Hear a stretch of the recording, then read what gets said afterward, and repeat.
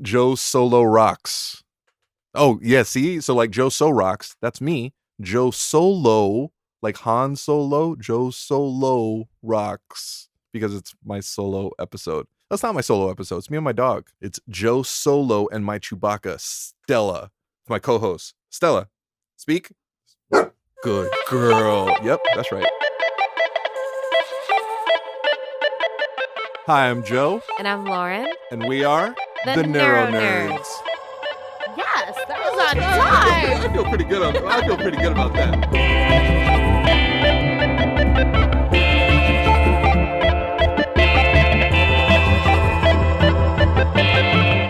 NeuroNerds. All right, so this is officially my first solo NeuroNerd podcast. It's really strange because I'm normally talking to somebody and I'm not just here talking to myself. Actually, I'm not talking to myself. I'm talking to my wonder pup, Stella. So she's my co-host for today, but she doesn't speak English, so it's just me. It's kind of a bummer. I really wish I was doing this with my NeuroNerd co-host, Lauren, but Lauren was traveling the world. She ended up in Spain. Was it Spain? Yeah, she was in Spain doing a photo shoot and having a grand old time, drinking amazing coffee and eating all kinds of awesome stuff. I say that because I saw pictures. And I got drunk FaceTimed by Tipsy Lauren, which was like my favorite thing in the world. That made all of this loneliness during the NeuroNerds acceptable. And because she not drunk dialed, she Tipsy FaceTimed me, and that was awesome. That was like the highlight of our hiatus. So I wish you guys could experience that. I wish I could experience that like 24/7. That was incredible. That was one of my favorite things in the world. But I've had a couple of co-hosts the last couple episodes. I had my awesome significant other, Felice, who is also my caretaker. Sounds weird. Sounds like I'm like 80 years old. I'm not weak and feeble. I like to think that I'm, big, strong man. I have a lot of like mental deficits because of the stroke. I have like some short-term memory stuff. I have crazy PTSD, which is not a fun thing. So when I say caretaker, she like takes care of that stuff. But aside of that, like I'm like regular people, I think. I like to think so. Even if I'm not, I like to think that. And then I had, I like to say our music department. It's not our music department. It's just the guy who made our intro song, Sleep D's, who was an amazing, musical host when I was at Coachella. And speaking of Coachella, that was a lot. So anybody out there that has had any kind of traumatic brain injury or a stroke or anything understands like recovery is oh my gosh, I don't even have a word for what recovery really is. It's intense. So from being able to do whatever it is that you normally were able to do in your normal day-to-days to not being able to do those things is like a shock to your system. So like one day I was able to just remember everything. Not that I had like one of the greatest memories ever, but I'm gonna honk my own horn. Toot toot. I kind of did. I was able to listen to a song once, maybe twice, and kind of get 90% of the lyrics. Like I just had this weird. I'm like kind of the idiot from Shine. Heavy emphasis on the word idiot. I for some reason music just spoke to me. I could never play or sing, but I love music. It's the soundtrack of life, and I was able to memorize songs pretty easily. And once, like post stroke, oh my gosh, I actually have to like write it down. I have to listen to it like 30, 40 times. It sucks. And I don't know if that sounds weird or not, but for me, it was just, I heard it like twice and I got it. Like I know the song, and now I hear the song 10, 15, 20 times, and I'm still struggling just to get like the chorus. And so that's kind of a bummer. It's weird when you're just so used to doing something. It's like waking up. It's like walking. And for some people, they can't walk like they once walked. It's just weird. So like physically, I think I'm pretty spot on. I'm actually a lot better than I was prior because I was 30 pounds heavier. I was like, I'll say it. I was fat and out of shape. I was depressed. I was bummed out. So I just kind of like physically let myself go. So now I'm not fat and I'm reasonably in shape, but mentally, man, it sucks when you have, when your brain bleeds, it kind of screws some stuff up. It's really weird. It's really weird to like, I guess question yourself. That's what I've been struggling with the last few weeks, like the last couple of weeks have been really, really difficult because I like to think that I'm more myself than I have been since the stroke. I've only been fully coherent the last year, and my stroke happened August 4th, 2016. So I'm going on 2 years. But that first year, oh man, I don't have much memory of it. So I like to think, like I feel great. Like I remember things, I remember people's names and faces and things that we did. So like I feel like I'm back. But then every once in a while, like I'll think I'm doing a lot better than I am. And there's like this huge patch of time that is just gone, or like there's this situation that like I just can't remember. It's infuriating because it's really hard not to like fixate on that. It's like, well, yeah, but everything else is better, and you remember all this other stuff. And I don't really praise myself, I guess, for like remembering that stuff because I just feel it's like just your normal day to days. I do kind of fixate on the stuff that I don't remember, and I know it's a small percentage of like my days, but I mean, it's the most frustrating part of it because it makes you question your own sanity. I had an issue, I guess, when I was in the hospital, or just when I was released from the hospital and I got home. And my sister at the time, she was really mad at me. She was like, you haven't called us, and you haven't let us know how you've been. And it was like the big thing.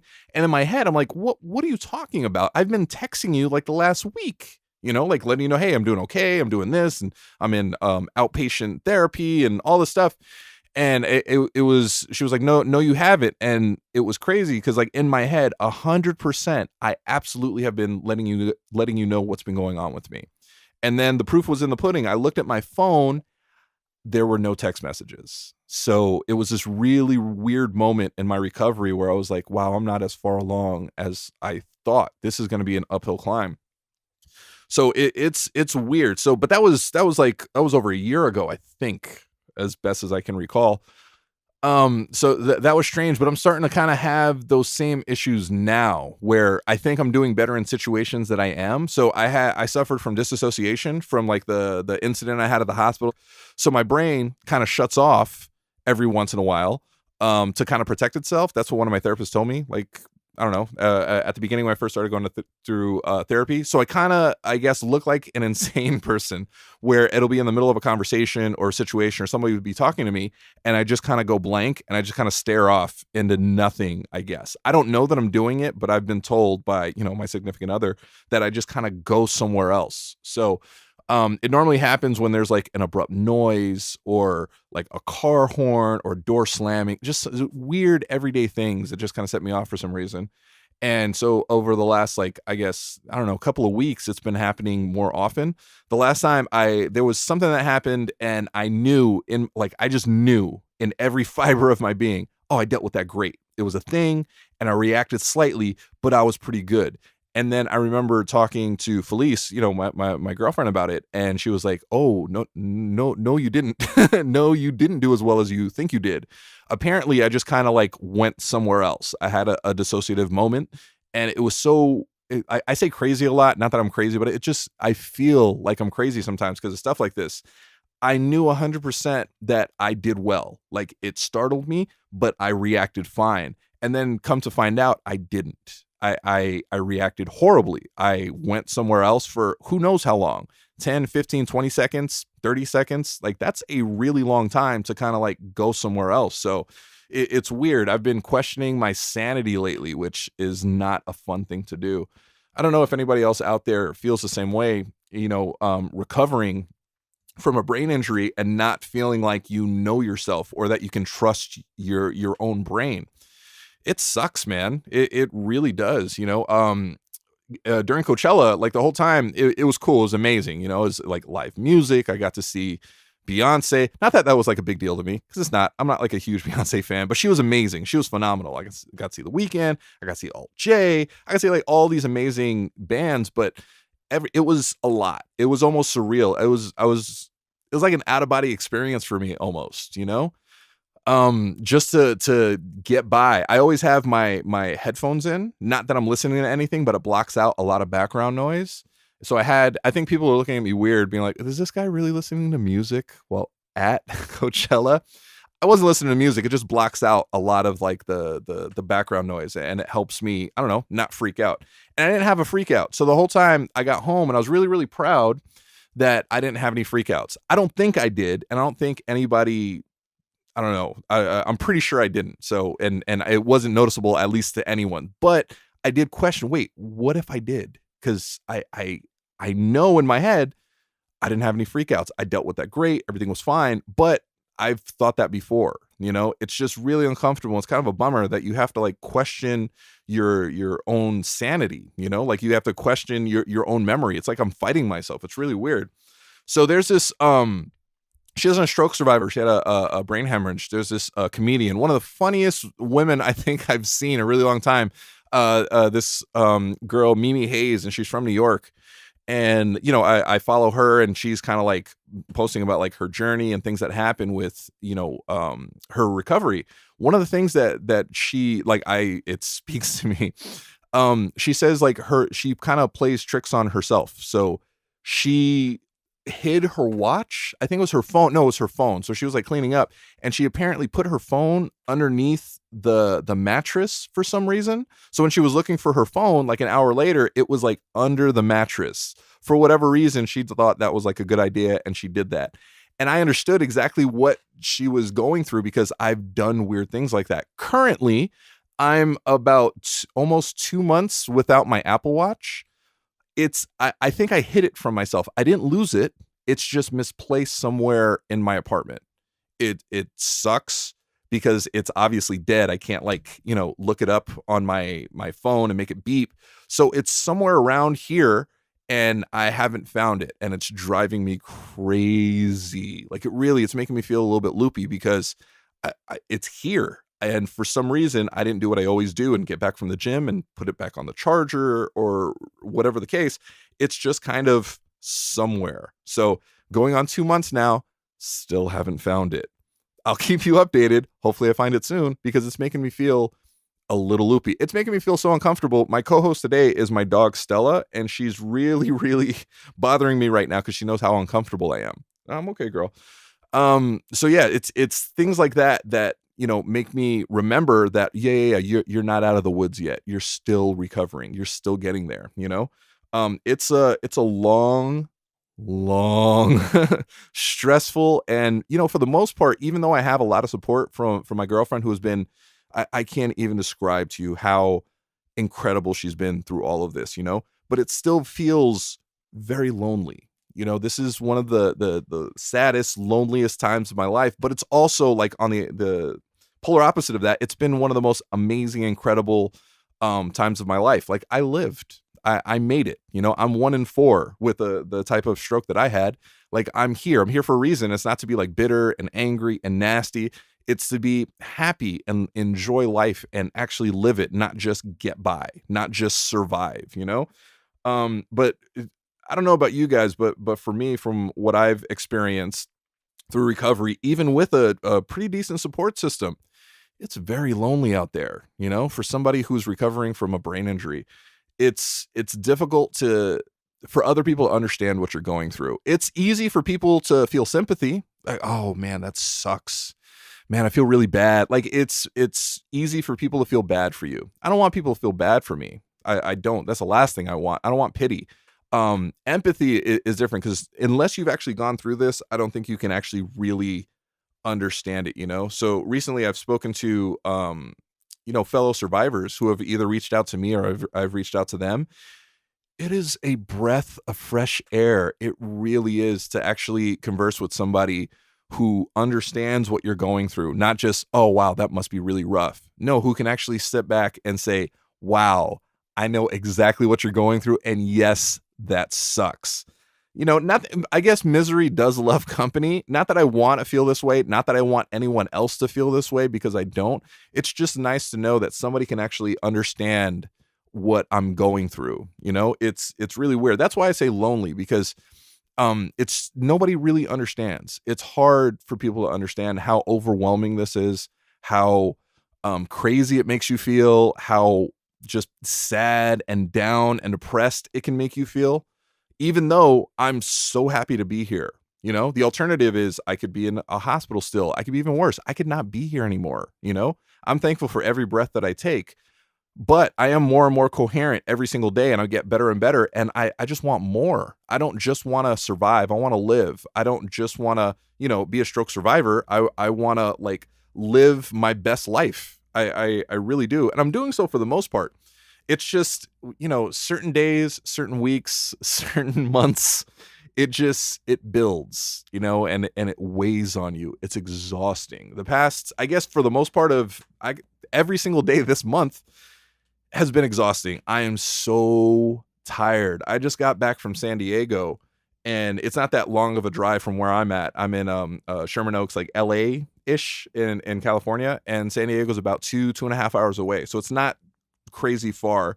I fell asleep 90% of the trip there, 90% of the trip back. Not because, it's such a long trip. I was just exhausted. I was just so mentally drained. I'm still processing my Coachella trip. I'm still processing getting out of my rhythm, because my rhythm is every Saturday. My co-host, my awesome, incredible NeuroNerd co-host, Lauren, she comes over around noon from she either teaches, pole, or she has like a class or training, and she comes over for a few hours and we talk. We just do this. We talk about our nerdom. We talk about our recovery, and that's part of my rhythm, and for people with brain injuries or stroke survivors, organization and rhythm and routine is massive. Like, I didn't realize how big a deal it was until I realized how big of a deal it was. When I get out of my rhythm, when I get out of my routine, it shakes me, So I haven't done the NeuroNerds with Lauren in the last couple of weeks because, she's traveling the world. And it's been really weird. It's been very strange. It's broken my routine, and I don't really know how to process that. And I think that led into a lot of, me being overwhelmed even more so than usual. So for anybody who's had a stroke or a brain injury, being overwhelmed is like kind of your new normal. And it's hard. For me, it's hard to keep saying the same thing because I feel like it loses its meaning when people ask me how I'm doing. If I say I'm overwhelmed, that's normally like, oh, you're at a 10, so you're overwhelmed. So like, let's ease off. That's my normal. Like, I wake up overwhelmed. Like I'm like Kendrick. I live on 10, but my 10 is overwhelmed. So I'm always overwhelmed. So it's hard for people to understand that. Like, it's hard to fathom, like, oh, every day, everything you do, you just went to the store, or you just woke up and you walked your dog. That it's overwhelming. It's so much. It's so hard to, it's like sometimes I don't want to leave the room. I just want to like lie down in bed. But I don't want to do that. I did that before the stroke when I was upset, when I was depressed, when I was anxious. I just kind of like, I let it take me over, a lot of that stuff led into my stroke. But like post-stroke, everything is overwhelming, and I'm always overwhelmed. It's hard because I think, and I understand it too, because I like to look at things from the outside looking in. Outside, if somebody's like, oh, well, I'm overwhelmed and this is how I feel, and it's like, oh, wow, that sucks. And then after a few days, weeks, months, whatever it is, if you keep hearing the exact same thing, oh, wow, you're still overwhelmed. It's like, dude, like, aren't you over that already? And I kind of feel like that's how other people are feeling about me, like, all right, cool. You had the stroke, you're living, you look good. You're functional. You're like in a good place. You're doing this stuff. You're actually living your life. Like, why are you still overwhelmed? I kind of feel like that's how everybody looks at me, or they don't realize that I'm overwhelmed because I don't know. I cover it up really well because, again, I never want anybody to feel bad for me. I just want people to, I don't know, let's not even celebrate me, but I don't want, oh yeah, Joe had a stroke and he had a brain injury. His brain was bleeding and he has like memory loss and he has like some functional stuff that's wrong. Cool. Like, that's people feeling bad for me. I'd much rather say, oh, wait, Joe had a stroke? Wait, he's doing this and he's doing that. And after he had a stroke? That's awesome. Like, I want people to celebrate that, I want to be better than, oh, well, he had a stroke, well, yeah, he had a brain injury. Like, I don't want that. I don't ever want anybody to feel bad for me. I want to grow past that, it's just with being overwhelmed. It's just so difficult to explain. It's so difficult to get past, I could easily do what I used to do, pretend everything is fine. and then just move on with my day. But that's not good. That's why I had high blood pressure. That's why I almost died. So I have to process this out. I have to be able to, talk about it and move past it instead of just like shoving it in. I understand that's a lot of pressure and it's a lot of weirdness for like my friends and family to understand, but it's what I have to do. That's why I feel lonely in doing it. Like I'm reluctant to talk about it because I'm pretty sure nobody can really understand unless you've gone through it. And it's also a bummer because I've said, I'm overwhelmed several times, and just kind of the reaction of people after I've said it maybe the 15th time is kind of like, oh yeah, you're overwhelmed. I don't know, it's kind of a bummer. It's really difficult to keep. I don't know, it's like Groundhog Day. It is. I recently had a really nice conversation with this woman in the Netherlands. I think it's the Netherlands. This woman, Rianne. I think her Instagram handle is Go With The Grow. She's a super cool chick. She tatted, awesome. She had a stroke at 30, which is really, really young.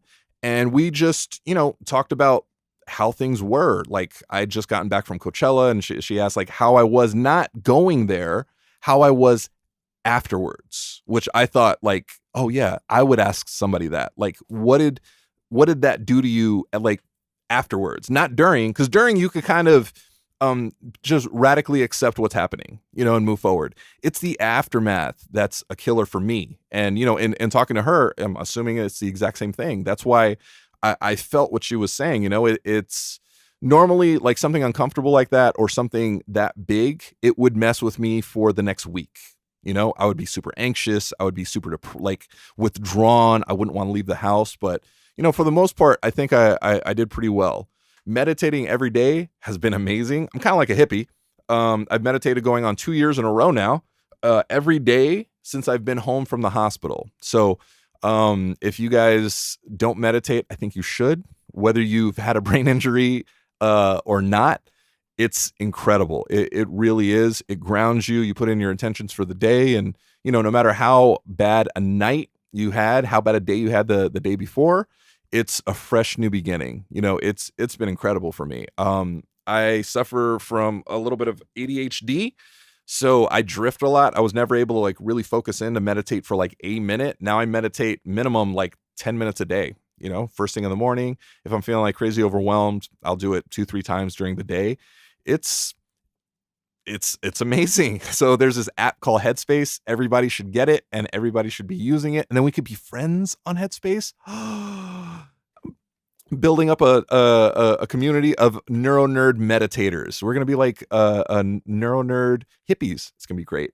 But everybody, I really think everybody should meditate. Just, I don't know. It's helped me tremendously. It's literally helped my recovery so much. So like, it's weird because I could like focus in now. And again, I was never able to do that. There was just so much craziness going on in my head. Now I can just like do one thing at a time. That's another thing. So pre-stroke Joe, I was amazing at multitasking. Like it's just what I did. And now I can barely do two things at once, like chewing and walking down the street and chewing bubblegum. Exaggerating, obviously, but one thing at a time is just, it's the only thing I can do. Anytime I start doing multiple things, it's so draining. It takes so much mental energy for me to multitask, just on the way to San Diego today, just being in the car, listening to music, and then looking on the GPS. I was a passenger, I wasn't driving, but just looking on the GPS of maps saying this is the way to go. But then I actually had to grab the phone and check Waze to see if there was a different direction because there was a lot of traffic. And just doing those things, it's nothing. You're sitting there, you're looking on your phone. Just doing that was exhausting. Like it was so much. It took so much energy and focus just to do that. Just to listen to music and look at a screen of where we're going and then look on a phone to see if there was a faster way to go.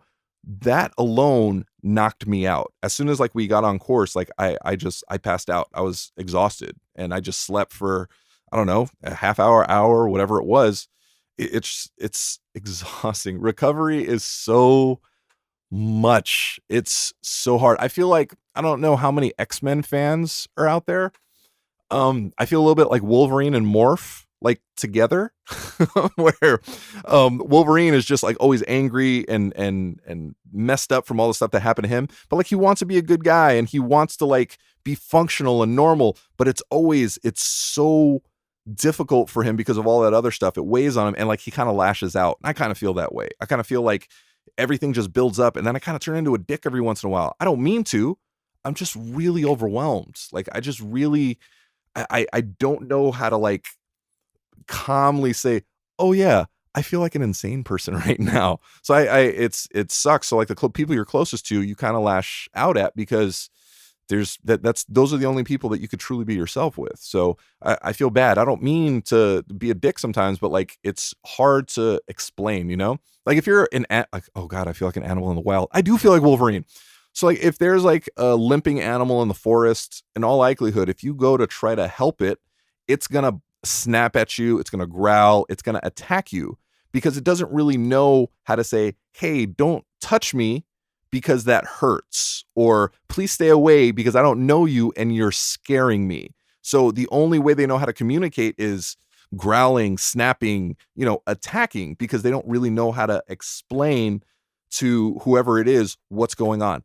That's how I feel every single day. I don't really know how to explain to somebody, oh yeah, well, I'm feeling so crazy. I'm feeling so overwhelmed that any words that you're saying towards me, anything that's happening, as simple as it is, it's way too much. So in turn, I feel like an animal. I just feel like, I attack not to be mean, that's the only way I know how to communicate in that moment, It sucks. So for all the survivors out there, brain injury survivors, stroke survivors, whatever ill you've survived, I don't know most of you, anybody.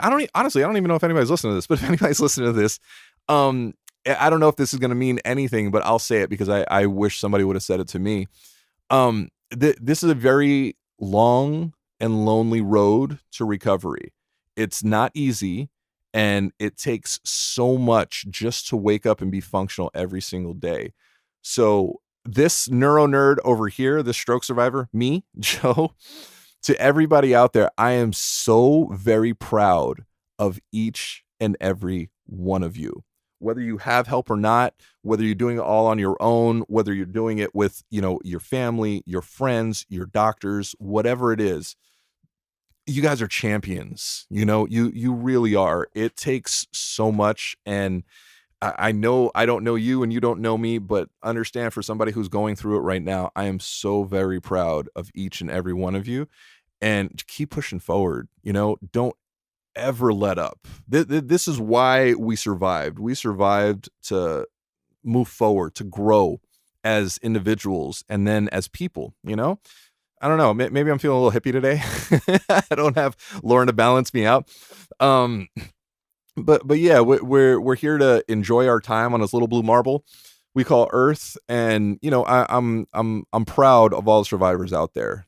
So if you're ever feeling just alone or sad or like it's just too much, it's not. You can do it. You really, really can.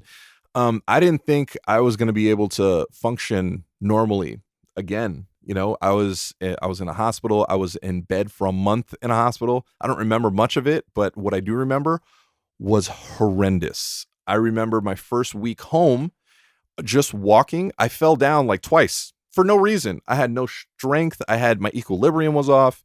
I was weak. I was like a feeble old man, even though I'm a big, strong young man, young-ish. Stop. It was a lot. I didn't know that I would be able to, like, I got out of the hospital. I had to use a cane.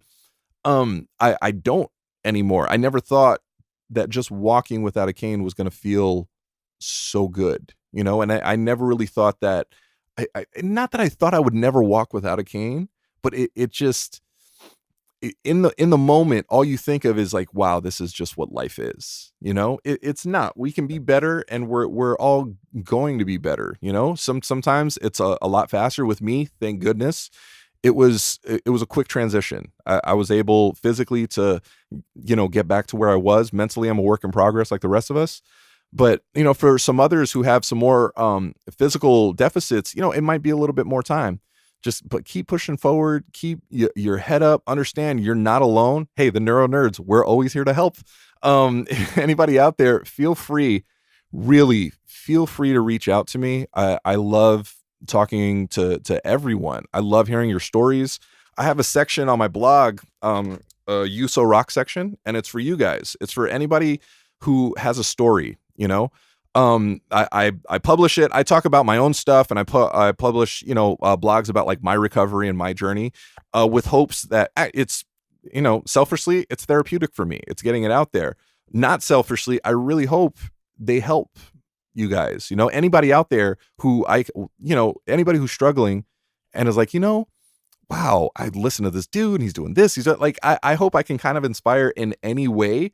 If so, that's awesome. That makes me feel incredible. And just hearing the stories out there, like every once in a while, I don't want to do any of this stuff. I don't want to push forward because it is exhausting, because it is lonely, because it is sad. It is so very difficult. But then I talk to, other survivors, and then I'm thinking in my head, what am I complaining about? There's I say a buddy. Now we're not like friends. We chit chat, and he's awesome. I think he's great. He a stroke survivor from Canada. Sneakerhead, awesome dude. And he has no feeling on his left side. He just that's it. He just doesn't have feeling on his left side anymore. And there was a video that it brought me to tears, and it motivated the hell out of me. It was like 3 minutes, and it's just him putting on his sweatshirt, and in his hand that has no feeling, like he just kept on like kind of lodging one side of his sweatshirt, and it kept on falling out. And then after about 2.5, 3 minutes, he zipped up his sweatshirt, and he just looked in the camera. He's like, yeah, some days it takes a little bit longer than others.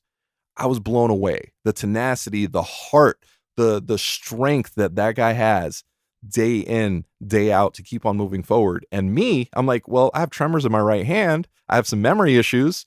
What am I complaining about? So it's stuff like that it helps. We all have to help each other. We're a community of survivors, whatever you've survived. For me, it was a stroke. It was a hemorrhagic stroke. It was a brain bleed. That sucks, but I survived it. And all those days where it's just too much. It's a lot. I'm tired. I'm frustrated. I'm angry. I'm lonely. I don't want to do this anymore. It's those days where, I'll read stories of survival and the tenacity and the strength and the heart that, all you guys have. These stories help me. And in turn, I hope that these stories help you guys. I hope my story helps you guys. If not, I hope other stories help you guys. That's why I have the You So Rock section on my blog, Joso Rocks. The You So Rock section, you guys send me your stroke stories. You guys are kind of like guest bloggers, I guess. And I put your stories up on my my website, josorocks.com, in the You So Rock section, because you guys so rock. And, with the hopes that other survivors will read those stories and know that they're not alone. Because again, this journey that we're all on through recovery, it's really, really lonely, and it doesn't have to be that lonely. We can help each other out, whether it's just a kind message, a like, anything, just a motivating quote. We can help each other get by. We can help each other, thrive eventually, and we can all help each other in recovery. So anybody out there who, feels like sharing their story with myself is so much appreciated. And not just me, but for others out there. There are other survivors who are going to read your story, and you're going to help somebody get by. You're going to help somebody live again, and at least that's the hope for me, that somebody else is going to read these stories and say, yeah, you know what? I'm going to do this. I don't feel like it, but I'm going to do it. So you can reach out to me personally at Joso Rocks everything. Joso Rocks at oh my gosh, see, brain stuff. Joso Rocks on Instagram, Joso Rocks at Facebook. You can actually josorocks.com. You can go to the You So Rock section and submit your story, or you can just like contact me directly through my website at josorocks.com just to say, hey, I'm pretty cool. I like talking to everybody. I talk a lot, as you guys can tell. And it's just really, I understand how lonely it can be. I understand how sad it can be. And if I can do anything to help that, I will, because I don't want anybody to go through like the downside of my recovery. And the downside of my recovery is I just felt alone for so long. I couldn't find anybody within my age range to, like a younger stroke survivor. I couldn't find anybody to understand the things that I'm going through. And over the past couple of months, I've found so many of you guys, and so many of you guys have reached out to me, and it's been incredible. I really hope it's helped you guys out. It's helped me tremendously. So I want to keep that good juju going. I want to keep that good energy going. I want to hear more of your stories. I want to talk to you guys individually. I want to eventually have you guys like as a guest on our NeuroNerd podcast, when I get Lauren back here, which will be this week sometime. I think we're supposed to record Saturday, but something popped up. And we can do it, but this will be, I think, my last solo before Lauren's back. And Lauren's awesome, everybody knows that. So I'm pretty excited about that. So understand, everybody out there, you guys aren't alone. The NeuroNerds, we're here to help. You can reach out to us at the NeuroNerds, at NeuroNerds on Instagram. Me, Joe Rocks, everything. Send me your stories. On Twitter. I don't tweet very often, but I'm trying really hard. I get yelled at by my girlfriend all the time. She's like, you got to tweet. I'm like, I don't really know how to do that. I don't even like doing this by myself because my entire life growing up, I didn't even like leaving messages on people's answering machines because I kind of felt like I was talking to myself and it was weird. So I would just, they didn't answer. I just hang up. But now I'm actually doing an entire podcast all by my lonesome with my dog sleeping next to me. So you guys aren't alone. We can do this. We can not only survive, we can thrive, and that's the goal. As always, the NeuroNerds, we are here to help. Reach out to us at the NeuroNerds on Instagram, josorocks.com, josorocks on Instagram, Facebook, all that happy, fun stuff. I hope I didn't talk your ears off. I hope you guys enjoyed this as much as I did, because this was very therapeutic for me. So if you didn't, I don't really care. No, I absolutely do care. You guys are awesome, and I love whoever is listening to this. Feel free to reach out to me. I want to hear your stories, and not just for me. For me, it's very motivating, and I love hearing their survival stories. It motivates me to keep on pushing forward. But for the other people out there who you're going to speak to, who something that you're going through or have gone through is going to resonate with somebody who feels alone out there and who feels like they just can't go on, or nobody understands, or nobody can relate to what they're going through. So please reach out to me, send me your stories. I'll post them, and be social, be social. This is a nice little community that we're building, and I haven't been as social as like I want to be with this, but again, all of this is really, really new to me. So but I'm getting there. I'm gonna make it a point to be more social on like the USO Rock group that I have on Facebook. So reach out to me, ask me about that, force me to be more hands-on and involved, because I plan to be. I'll use it as like a little therapeutic thing. I'll be in there and be like, hey guys, so this week sucked. And then I'll just vent and complain. And then you guys could say, oh yeah, this week sucked for me too. And then we'll talk about all our successes, and life is going to be grand. We're going to be thriving in no time. So this kind of brings us to the end of my rambling. I don't know how long I've rambled. I'm assuming maybe about a half hour or so. So I'm gonna I don't really have a closeout. We normally like sing or have like this exit thing. I don't have that. So I'm just gonna say, as always, the NeuroNerds are here to help. I love each and every one of you guys. I am so proud of all of your journeys. Keep pushing forward, keep moving forward. You're not alone.